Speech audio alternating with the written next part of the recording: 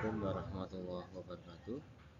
Selamat pagi semuanya, mahasiswa manajemen Universitas Pekalongan, mata kuliah ekonomi internasional.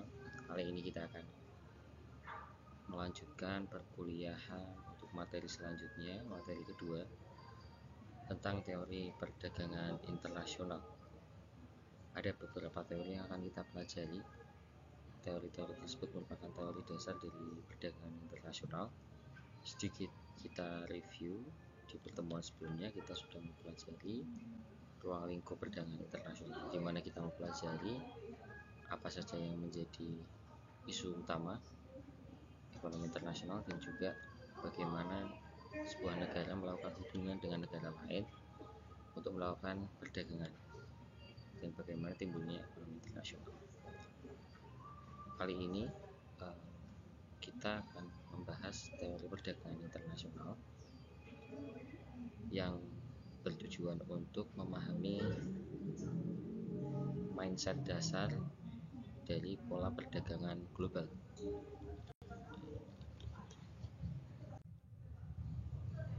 Yang pertama yang cukup fundamental dari teori perdagangan internasional adalah teori dari merkantilisme atau merkantilisme. Ada beberapa poin dalam teori merkantilisme.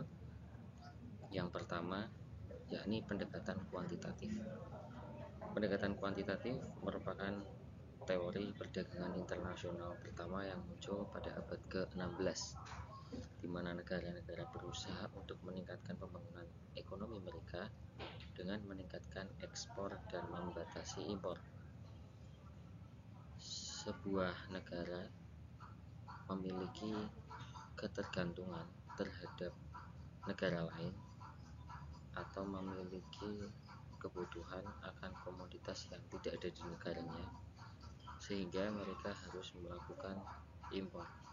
Namun pada saat itu impor sangat besar dilakukan oleh beberapa negara, sehingga impor tersebut mempengaruhi kondisi ekonomi nasional. Pendekatan ini menjelaskan bahwa pemenuhan komoditas tidak hanya bertumpu pada impor saja, tapi harus diimbangi dengan produksi. Dan nanti ini menjadi cikal bakal dari keunggulan komparatif. Apa itu keunggulan komparatif? Nanti kita akan sedikit singgung tentang hal tersebut. Selanjutnya berkonsentrasi pada kekuatan absolut. Nah, pada poin ini ada istilah keunggulan absolut atau absolute advantage. Teori ini benar pada zaman dahulu, tetapi pada zaman modern tidak berlaku. Perlakuan yang merendahkan negara lain mungkin menyebabkan kerugian terhadap negara tertentu, seperti praktek-praktek kolonialisme yang ada di zaman dahulu sudah tidak relevan dilakukan sekarang. Poin ketiga yakni melihat perdagangan sebagai persaingan. Merkantilisme melihat perdagangan sebagai satu indikator keunggulan sebuah ekonomi negara. Negara China menjadi sangat powerful karena perdagangannya. Bisa dikatakan China menjadi salah satu negara superpower yang baru karena perdagangannya. Dari persaingan perdagangan, China memenangkan berbagai kompetisi perdagangan yang ada di dunia. Lawan-lawannya seperti Amerika Serikat ini juga mulai tersaingi. Pada perdagangan yang dianggap sebagai persaingan ini, suatu negara merasa bahwa harus memenangkan persaingan untuk senantiasa memperoleh kekuatan dan kemajuan dalam negaranya. Negara yang maju adalah negara yang merdeka secara ekonomi atau kuat secara ekonomi. Nah, ini yang istilah dan teori yang kita perlu ketahui bersama, yakni tentang comparative advantage. Secara definisi, comparative advantage adalah teori perdagangan internasional yang memperhatikan biaya kesempatan atau besarnya kerugian yang terjadi akibat produksi barang tertentu. Ya. Nanti saya berikan contohnya ya. Secara konsep, sebuah negara dapat mencapai produksi maksimum dengan memproduksi barang yang relatif lebih murah dan mengekspor barang tersebut. Kenapa barang yang murah kemudian diekspor? Asalkan kualitasnya sudah standar internasional, maka itu akan dibutuhkan oleh negara lain dan akan menghasilkan keuntungan bagi negara pengekspor. Keuntungannya, tentu saja sebuah negara mencapai efisiensi dan meningkatkan perdagangan mereka. Ingat bahwa perdagangan sangat mempengaruhi ekonomi sebuah negara, dan ekonomi sebuah negara mempengaruhi posisi negara tersebut atau mempengaruhi kekuatan negara tersebut. Apa contohnya? Contoh dari comparative advantage tadi, misal Indonesia memiliki tenaga kerja yang lebih murah dibandingkan tenaga kerja yang ada di luar negeri, sehingga mampu menghasilkan barang yang lebih murah pula. Ya, banyak contohnya, misalkan dari pakaian, kemudian makanan, dan produk-produk manufaktur yang lain. Ini menjadi comparative advantage jika Indonesia dibandingkan dengan negara-negara Eropa misalnya. Nah, ini ada teori tadi tentang comparative advantage. Kalau ini adalah absolute advantage. Teori ini diperkenalkan oleh Bapak Ekonomi Dunia, yakni Adam Smith, di mana menurut beliau perdagangan internasional merupakan argumen mengenai adanya suatu negara yang bisa menghasilkan barang lebih efisien dan lebih efektif dibandingkan dengan negara yang lain. Di sini dicontohkan Jepang dan Korea terkenal karena produksi elektronik yang lebih efisien dibandingkan dengan negara yang lainnya. Nah, ini menjadi negara-negara pengekspor barang-barang elektronik di seluruh dunia karena efisiensi dan efektivitasnya. Mungkin negara yang lain mampu memproduksi itu tapi tidak bisa seefektif dan seefisien Jepang dan Korea, sehingga harganya lebih mahal. Teori selanjutnya adalah teori Heckscher-Ohlin. Nah, secara definisi, teori ini menjelaskan bahwa negara akan memproduksi barang yang mempergunakan faktor produksi yang mempunyai dalam jumlah yang relatif banyak. Ya, contoh negara-negara yang punya sumber daya alam lebih, maka akan memproduksi barang yang mempunyai kaitan dengan sumber daya alam tersebut. Indonesia memiliki sumber daya alam lebih di bidang laut, hutan, dan juga mineral. Ya, misalnya untuk hasil laut dibuat menjadi olahan ikan dengan produksi yang sangat banyak.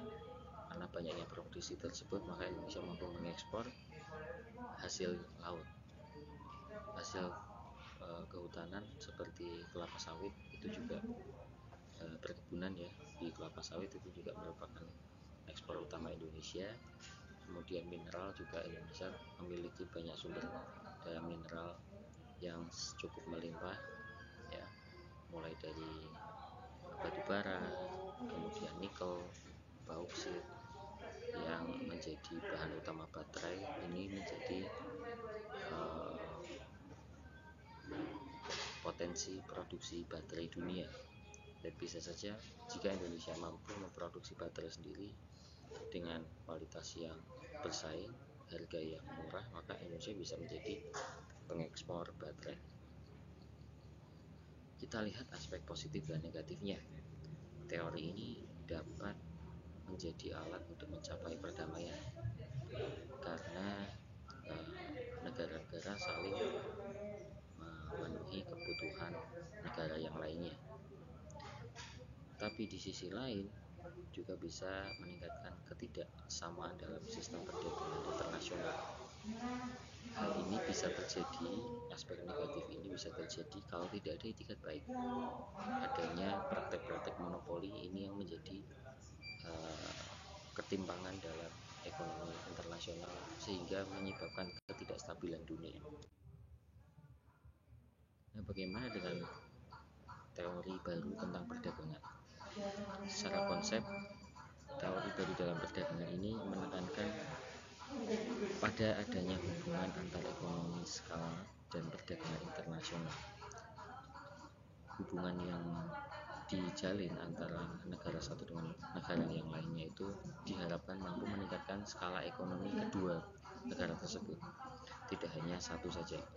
Ya, seperti halnya di sepak bola, Indonesia perlu melakukan pertandingan-pertandingan dengan negara lain untuk meningkatkan poin peringkat tim nasional sepak bola Indonesia di meningkat dunia, dan berhasil karena Indonesia mampu mengalahkan negara tersebut. Nah, yang kalah belum tentu tidak mendapatkan poin, yang kalah juga tetap mendapatkan poin. Ada juga pengurangan poin jika negara tersebut tidak mampu mencetak gol, gitu kan. Nah, sama dengan negara jika dilihat dari sudut pandang ekonomi internasional. Apa keuntungannya? Karena dengan konsep peningkatan skala untuk semua, maka semakin besar volume produksi suatu produk, semakin rendah harga produksi per unitnya akan menghasilkan keuntungan, di mana negara dimungkinkan untuk menghimpun sumber daya dan memproduksi barang secara murah dan efisien. Hal ini mampu mencapai skala ekonomi yang lebih besar dan meningkatkan kedalaman modal. Keuntungan yang meningkat maka mampu meningkatkan modal perekonomian sebuah negara, dalam arti kata adalah devisa. Nah, seperti apa contoh penerapan teori ini? Misal contoh, produksi mobil sangat memadai di negara maju seperti Jerman, ya, atau mungkin Jepang. Dalam hal ini, perusahaan otomotif Toyota mengelola supply chain atau rantai pasoknya dan memperoleh keuntungan besar dari produksi dalam skala besar. Karena Toyota memiliki factory, pabrik yang sangat besar sehingga mampu produksi dalam jumlah banyak, mobilnya pun bisa diekspor. Sebuah produk yang dijual dalam perekonomian internasional ini memiliki karakteristik yang berbeda-beda satu sama lain. Ya, semakin kompleks produk tersebut, biasanya karakternya juga akan semakin kompleks. Kalau tadi saya menyebutkan mobil, maka lebih kompleks daripada baju, lebih kompleks daripada minyak, gitu kan. Karena padat akan teknologi mobil, ya. Nah, ini juga mempengaruhi siklus hidup produk itu sendiri. Dalam teori perdagangan internasional kali ini, kita berfokus pada produk, tidak hanya pada perdagangan dan juga kebijakan pemerintah tentang ekonomi yang ditetapkan untuk menjalankan perdagangan internasional, tapi di sini adalah produknya sendiri. Secara definisi, teori perdagangan internasional yang menggambarkan pola dari setiap siklus produk diawali dari perkenalan atau introduction, perkembangan, kematangan, kemudian penurunan, adanya decline. Garis merah ini merupakan revenue atau penghasilan, dan garis hijau merupakan profitnya. Ingat bahwa dalam teori pemasaran pun ini muncul ya, siklus hidup produk. Artinya tidak bisa lepas, tidak bisa dilupakan bahwa dalam setiap perdagangan produk-produk yang dijual sangat mempengaruhi tingkat perolehan dan keuntungan negara tersebut. Memang Indonesia memiliki keuntungan yang cukup bagus, keuntungan yang cukup strategis dengan menjual produk yang relatif memiliki siklus hidup produk yang sangat panjang ya. Berbeda dengan produk yang kompleks. Indonesia misalnya mengekspor CPO atau crude palm oil alias minyak kelapa sawit. Nah, Indonesia mengekspor dalam bentuk barang setengah jadi. Ada pula yang barang jadi berupa minyak goreng kelapa sawit. Ya, kalau minyak goreng tentu digunakan untuk masak. Nah, yang mentah bisa digunakan untuk produk yang lain seperti kosmetik. Nah, ini masih akan sangat dibutuhkan dalam jangka waktu yang sangat lama. Beda dengan mobil merek tertentu dan jenis tertentu hanya memiliki rentang waktu puluhan tahun saja, ya 10 tahun katakan saja, karena teknologi selalu berkembang ya. Mobil dengan teknologi yang 10 tahun yang lalu sudah mulai tidak laku karena digantikan mobil dengan teknologi yang lebih baru ya. Begitu juga dengan gadget, laptop dan lain sebagainya. Ya, untuk yang terakhir, teori dari Porter dikenal sebagai Porter Diamonds Theory atau teori berlian Porter. Ada 4 elemen yang membagi penjelasan teori yang disebutkan, dan elemen tersebut harusnya memiliki posisi digambarkan seperti ini ya.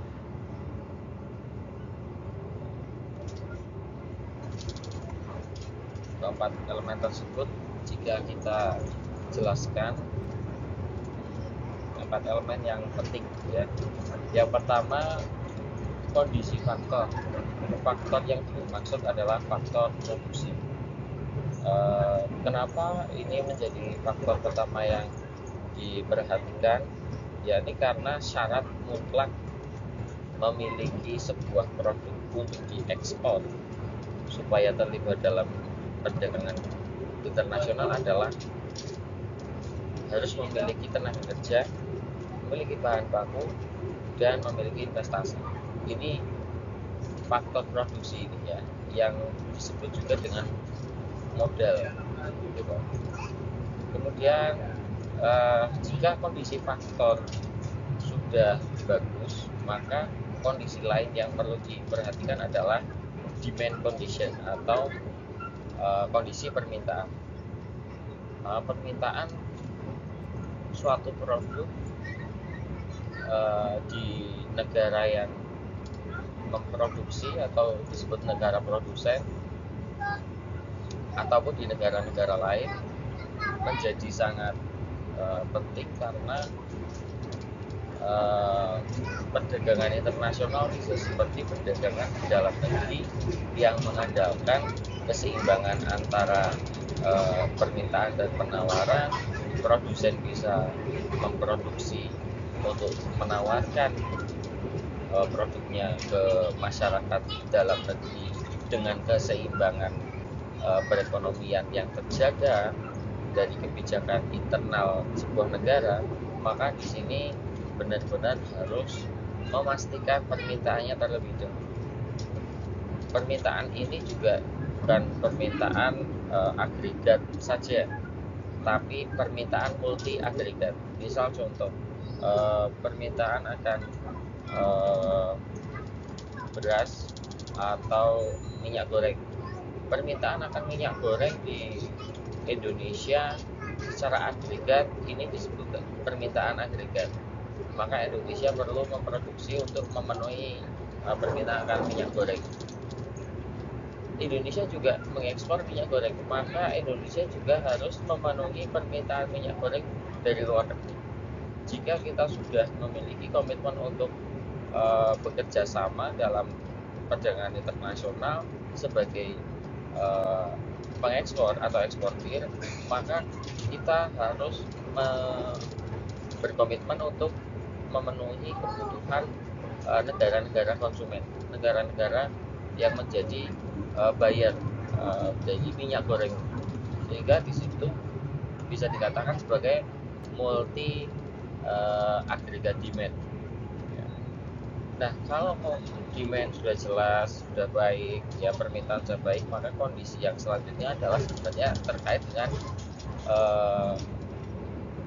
sustainability atau keberlangsungan sebuah perdagangan internasional, yakni keberlangsungan industrinya. Pada intinya adalah keberlangsungan industri. Tapi bicara industri tidak bisa bicara industri itu sendiri.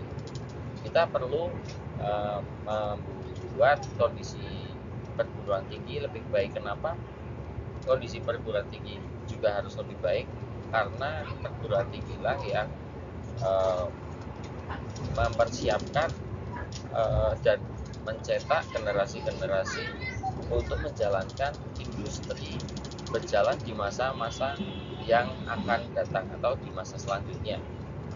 Mulai dari tenaga kerjanya, berarti lulusan dari perguruan tinggi ini akan menjadi iron stock istilahnya, ya ini penyedia tenaga kerja, iron stock. Selain itu perguruan tinggi juga menciptakan atau melakukan penelitian tentang efisiensi produksi, kemudian ilmu pengetahuan tentang industri ini juga dari perguruan tinggi, sehingga keberlangsungan industri sendiri sangat bergantung dari keberlangsungan perguruan tinggi. Kalau tidak demikian, maka industri yang ada di sebuah negara tidak mampu berjalan. Kalaupun berjalan, maka industri tersebut tidak berkembang dan bisa jadi industri bisa diambil alih oleh pihak asing misalnya, ya, untuk yang penting berjalan. Akhirnya kita harus mendatangkan tenaga kerja dari luar negeri, mendatangkan teknologi dari luar negeri. Kita tidak mampu bersaing di dalam negara sendiri. Itulah pentingnya menjaga dua hal ini, yakni menjaga kualitas perguruan tinggi dan menjaga industri. Yang terakhir ada bukan hanya kondisi dalam elemen Quarter-Säulen ini, yakni ini faktor intangible atau faktor yang tidak berbentuk, yang kaitannya dengan value sebuah perusahaan atau value sebuah bisnis ini, ya. Yang pertama, strategi, struktur, dan rivalitas industri. Strategi perusahaan, strategi sebuah kebijakan sangat menentukan keberlangsungan persaingan sebuah negara dalam perdagangan internasional. Strategi pemerintah sebuah negara ini biasanya menjadi faktor keberhasilan yang cukup penting pada persaingan, ya, karena rivalitas industri yang dimaksud adalah rivalitas industri antar negara. Ada beberapa negara yang memang bersaing dengan industri yang sama. Jerman bersaing dengan Jepang dalam hal industri elektronik. Mungkin kemudian ada pula China bersaing dengan India pada industri garment. Ya, rivalitas industri itu sebenarnya bagus, ya, harus terjaga karena bisa menjaga kualitas produk yang diekspor. Kalau tidak ada rivalitas, maka tidak ada perbaikan-perbaikan, yang tidak ada dorongan sebuah negara untuk terus memacu kualitas produknya, memacu kuantitas produknya, dan memperkuat posisi negara tersebut. Ketika ada pesaing datang, maka harus ada strategi yang, nah ini sebuah satu paket ya, paket intangible yang tak benda, yang berkaitan dengan pemikiran-pemikiran ya, ada strategi, struktur, kualitas, pembentuk sistem, bahkan budaya. Kalau kita bandingkan perbedaan strategi, struktur, dan rivalitas industri antara Indonesia dan Jepang, maka akan terlihat jelas mulai dari sistem organisasi dan persaingan industri di negara Jepang dan negara Indonesia berbeda. Mungkin tingkat persaingan di Jepang akan lebih tinggi, tingkat disiplinnya, karena budaya tingkat disiplinnya tinggi. Tapi di sini juga ada sisi keunggulan di Indonesia. Memang Indonesia tingkat persaingannya tidak terlalu tinggi, tingkat disiplinnya tidak setinggi Jepang, tapi tenaga kerja di Indonesia tidak sama hal tenaga kerja yang ada di Jepang, karena standarnya berbeda. Tapi dengan jumlah tenaga kerja yang ada di Indonesia mampu menghasilkan produk secara kuantitas lebih baik, lebih banyak, dan secara kualitas dengan ditopang jumlah tenaga kerja yang banyak. Di Jepang tidak. Jepang hanya